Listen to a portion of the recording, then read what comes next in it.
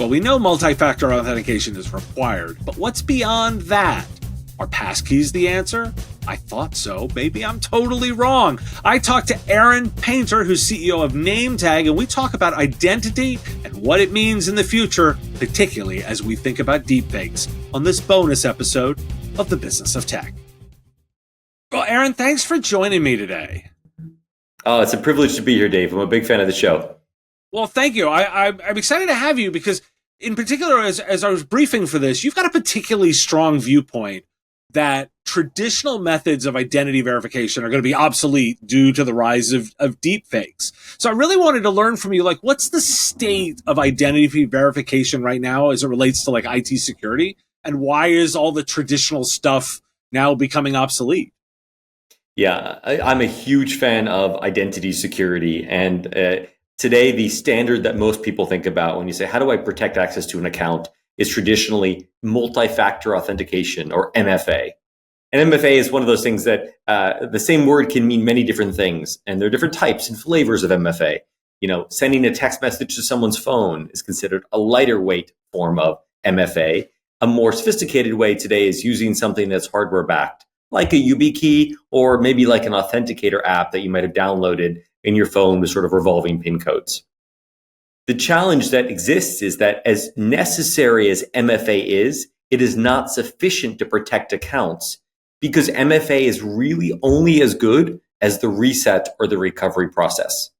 Which means it's easy for someone to call and say that they are you and that they are locked out of their account, then all the efforts that you put to make it a technologically secure method suddenly rely on someone at a help desk traditionally asking you security questions, or possibly a few other methods, to try and determine if you are the rightful account owner and if they should reset access, maybe when you're locked out or when you got a new phone. But more importantly, if someone is pretending to be you, they can claim that they are locked out or they got a new phone, and therefore they need their access reset.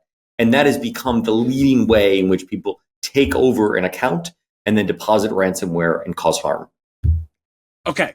So for listeners, I'm going to put aside the statement of, because I know Aaron and I will both agree on this, that, look, you've got to do the basics right. If you're not doing something at this level, then this conversation we're having is irrelevant. So you've got to do the basics. Now, let's assume we're doing some of the basics and that you are good about multi-factor authentication. And now you're thinking of, okay, I need to go beyond that. Tell me a little bit about what behavioral biometrics and AI-powered verification mean to the evolution of that higher level of security. Like, you know, how is that different from what we're doing now with good, you know, and I'm putting good in quotes, multi-factor authentication?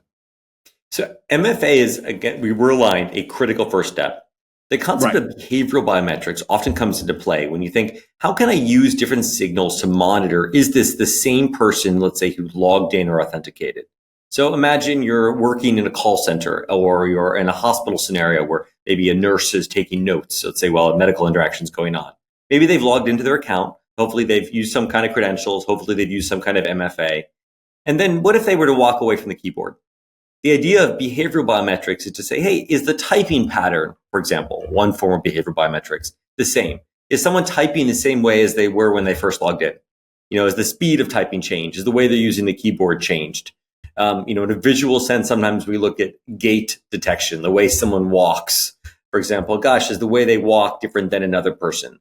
Those are signs of using behavior just to say, is this the same person as the one who logged in? The challenge with those often is that you don't know which human that is behind the screen. So you might know it's the same person at the keyboard as the one who logged in, but you're not actually necessarily sure, is this the same person that logged in as I expect them to be? And that's what we're seeing happen, particularly at this moment of recovery. But actually, really right now, we're seeing it wildly take advantage at the moment of hiring, where you've got foreign actors, bad actors, adversaries, you know, at the national stage level, applying for jobs in companies of all sizes, and they might not be who they claim to be. They're often either impersonating someone that they want to be, right? Or they are inviting others to impersonate them to sort of outsource their job. And so those become scenarios where behavioral biometrics or MFA aren't sufficient, because if you haven't set up the account for the right person, or you're not recovering the account for the right person when someone claims to be locked out, then all your efforts at kind of focusing on that login or that authentication stage aren't sufficient. Okay. So we've talked a lot now so far about stuff that isn't sufficient. What do we need to be moving towards doing? The key thing for all of us is that to understand this and to understand how this happens so that you can apply your creativity for the businesses of all different sizes maybe that you're working with. And there may be different levels of sophistication, different levels of an approach. Let's say you're a largely in-person organization or you're supporting a client who's largely in-person and on-site. You know what? Requiring people, let's say, who are new hires or onboarding or who are otherwise locked out of their account to come in person to a security or to an IT desk is actually still a good method. Now, that's not practical for everyone, particularly in our remote workforce world, but that concept is something that works. So let's work backwards from there. That's effective. Sending a text message to someone's phone or using the default tools that might exist in, Entra or Duo or Okta are not sufficient because they rely on things like SMS verification. Another method that's become increasingly popular, and it became popular a little bit about 9 months, almost a year ago now from, it was last August. So after the MGM breach, and poor MGM, they've sort of become the poster childs on children on this type of breach, where a bad actor called the employee help desk at MGM. 8 minutes later, the help desk rep did their best effort, but reset access for that bad actor. And the account had privileged access credentials. Ransomware was deposited, and MGM was offline for 2 weeks. Okta, who was protecting MGM at that point or helping support their login efforts, their CISO, David Bradbury, came out and advised companies to think about things called visual verification. And visual verification is a lot like what you would do in person if someone came to that help desk, but it's launching a video call, Teams or Zoom, whatever it might be, and asking that person to show up on video, maybe hold up a form of government-issued ID, maybe ask them questions. And it was a way to make it sort of more real than things like sending an SMS. So that became sort of the default guidance, called it last summer, but in recent months, that's been called into question. Well, right, because I want to layer in there deepfakes, but before I get to deepfakes, I want to ask one more question. It feels like, from my perspective, on the consumer side, we're heavily pushing passkeys now as a solution. I'm seeing significantly less SMB mid-market adoption of that. I think we're starting to see it in enterprise, but I'm not convinced that that's happening a lot. What's your take on how passkeys fit into this whole question? I think you're exactly right on both fronts. Passkeys are growing and you're seeing them more and you're not seeing that as much in SMB or mid-market. And part of the reason why is that the initiative behind the technology decision for passkeys was driven by some of the larger tech companies. And so those tech companies have been some of the early adopters of the standard that they helped create and write. And so, it's easier for Microsoft and Google to push that out because they've been writing the standard. And then when you start thinking about implementing that as a smaller size organization, you need other tools or you need kind of prepackaged solutions and products to help do that. The other complexity with passkeys is that it is a great idea in theory, but really it's not a replacement for the password. It is not true passwordless. It allows you to log in faster, but you often still need a password. When you create a new account, it says create a password, and then would you like to enroll in passkeys? And so you haven't actually gotten rid of the concept of needing to store or manage or secure the actual password. So it unfortunately creates that same vulnerability because someone can, that password can be compromised and they can log in without the passkeys infrastructure and still take over an account. And the other big issue that arises often with passkeys are things like switching devices. If you operate in a Mac ecosystem and then maybe you have an iPhone and you have a Windows PC, passkeys don't work well in those scenarios. And they don't secure onboarding and they don't secure recovery. So you don't necessarily know who's enrolling in that passkey. Let's say if they're a new user, and you don't necessarily know who the person is if they are, for whatever reason, are locked out of their passkey. So it's a useful tool to make logins a bit more express, particularly on the consumer side where we see it more often. But it has a lot of limitations still. And so for that reason, it's something I would think very carefully about if I were deciding to implement that for a small or medium-sized business. Okay, interesting. Because I would feel like it's a first step, and I don't want to spend too much time here, but I would feel like this is a step because the obvious next step is when you put a passkey infrastructure in place to then turn off passwords, right? Like and make it a requirement versus a transitional technology. Am I misreading this? Yeah, the architecture today doesn't really. It's not for getting rid of passwords. And so, and because it still breaks down, unfortunately, you need a recovery method, which is, again, if I exist in an iCloud infrastructure and I log into my PC, I might not have a passkey set up yet. So I actually need to log in with that password before I can even configure the passkey. So the way that passkeys are designed still very much rely on the password existing to kind of cover some of those fringe scenarios. Okay, gotcha. Important to know. So then, now let's transition a little bit into what we're looking at with the layered complexity of deepfakes. Like, what are we adding now to the problem with, essentially the ability to create deepfakes nearly instantaneously with the technologies that are available at a consumer level? Like, what more do we have to protect against now? You're spot on. So deepfakes, so everyone's, to kind of educate and just baseline. Deepfakes are a term that started roughly in 2017, 2018. It was the username of a user on Reddit who was talking about creating essentially adult content, imitating someone else, changing the faces and bodies of known celebrities. And the term sort of caught on, and obviously the technology around generative AI has really accelerated since then.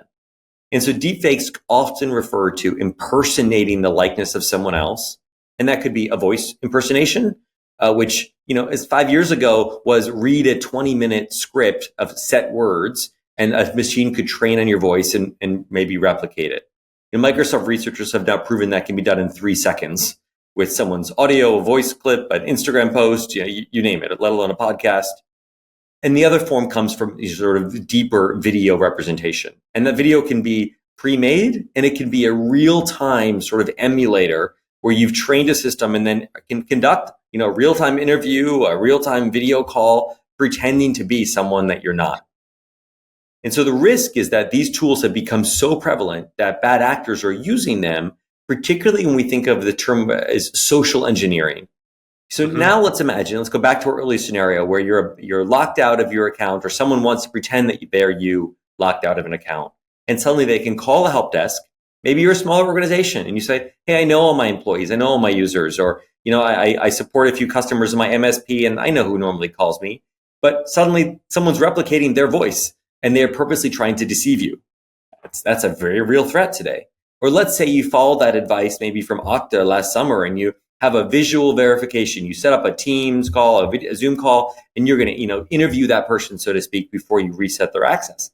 Well, now you don't really know if the person on that video call is the real human or if they're running a deepfake emulator, because the platforms, Teams and Zoom, for example, weren't meant to prevent against this. As easy as it is to select a different camera or microphone in a Zoom call, it is as easy to select a piece of software that is running a live, real-time emulator of a deepfake software. And so you can now get on that call and really impersonate someone in a way that was never intended, and certainly not in a way that we can really trust to do these kind of visual verifications in a high assurance way. Okay, so appropriately freaked me out. And it's particularly because for I'll remind listeners, as a podcaster YouTuber, there is lots of video and audio of someone like me available. So I would be exactly in the candidate of kind of person who might get emulated.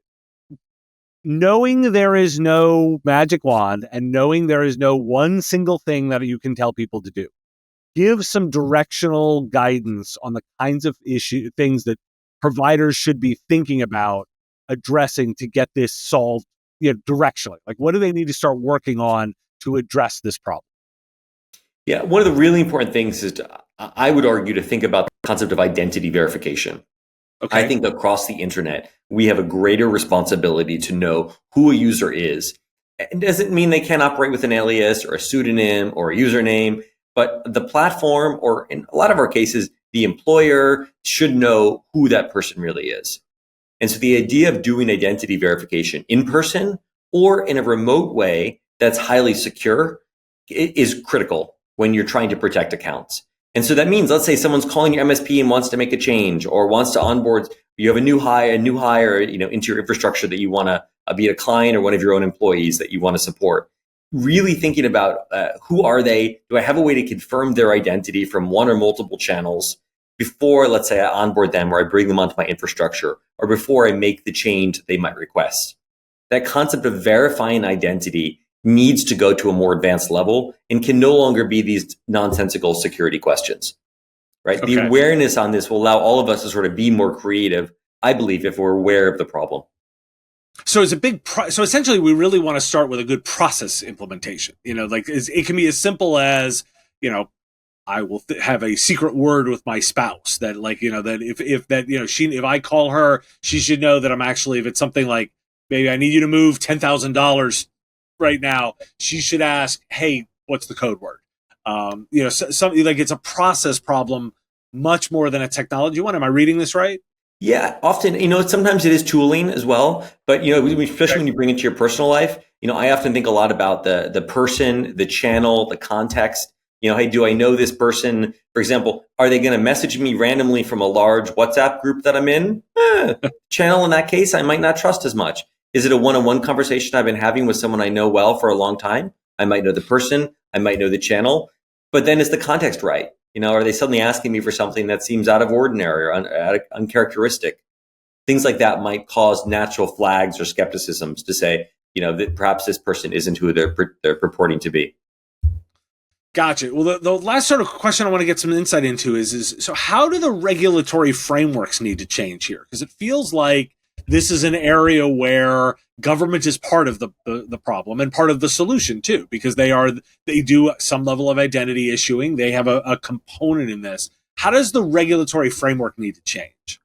I believe firmly that we need to start to think about the reset and the onboarding process critically as surrounding MFA.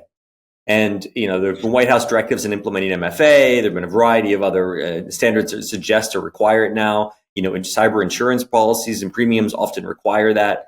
But the breaches that we've seen overwhelmingly, particularly in the last 12 months, over 90% of cyber attacks are identity related. And the lowest hanging fruit right now is to impersonate someone, compromise their credentials, and take over their account. And so the frameworks across all boards, regulatory and commercial, need to evolve to take that into account. And frankly, nowhere is that even more relevant today than in healthcare. I think we've seen over the last 9 months in particular, almost every major or regulatory body in the US, from Health and Human Services to Homeland Security to the FBI, come out and say, hey, in the US in particular, healthcare is under attack. The healthcare help desk is literally under attack because on the dark web, the value of protected health information and personal information exceeds that of your social security number and your credit card these days.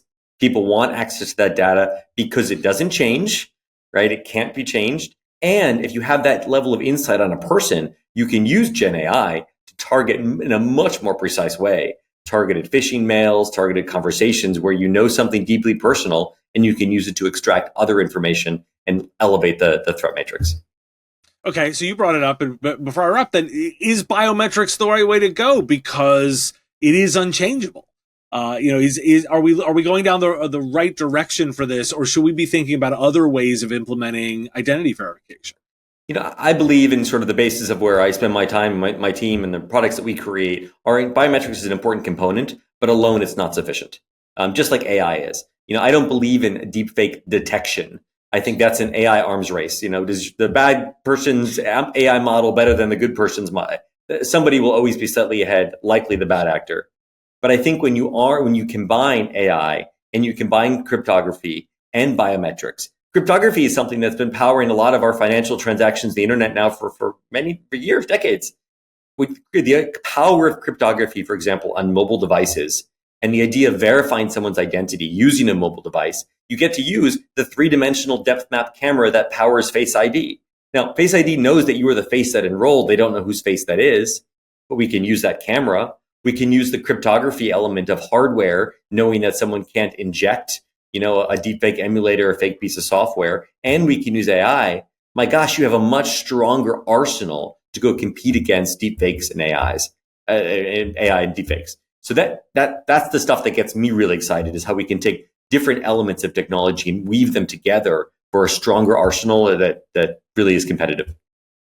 Aaron Painter is the CEO of NameTag, a leading company in identity verification technology, where he focuses on safeguarding digital identities through AI-powered and biometric solutions. With over 2 decades of experience in global technology leadership, he's a recognized voice in the future of cybersecurity and identity management. Aaron, this has been fascinating. Really appreciate you joining me today. Thanks for having me, Dave. Are you ready to get your brand in front of the tech leaders shaping the future of managed services? Here at the Business of Tech, we offer flexible sponsorship opportunities to meet your needs, whether it's live show sponsorship, podcast advertising, event promotion, or custom webinars. From affordable exposure options to exclusive sponsorships, our offerings are designed to fit businesses and vendors of all sizes looking to make an impact. Prices start at just $500 per month, making our packages a fraction of typical event sponsorship costs. Be a part of the conversation that matters to IT service providers worldwide. Join us at MSP Radio and amplify your message where it counts.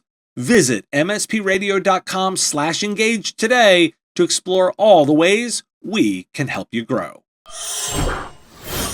The Business of Tech is written and produced by me, Dave Sobel, under ethics guidelines posted at businessof.tech. If you like the content, please make sure to hit that like button and follow or subscribe. It's free and easy and the best way to support the show and help us grow.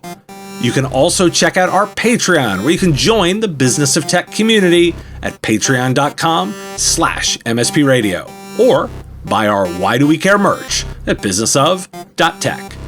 Finally, if you're interested in advertising on the show, visit mspradio.com/engage. Once again, thanks for listening to me, and I will talk to you again on our next episode of The Business of Tech. Part of the MSP Radio Network.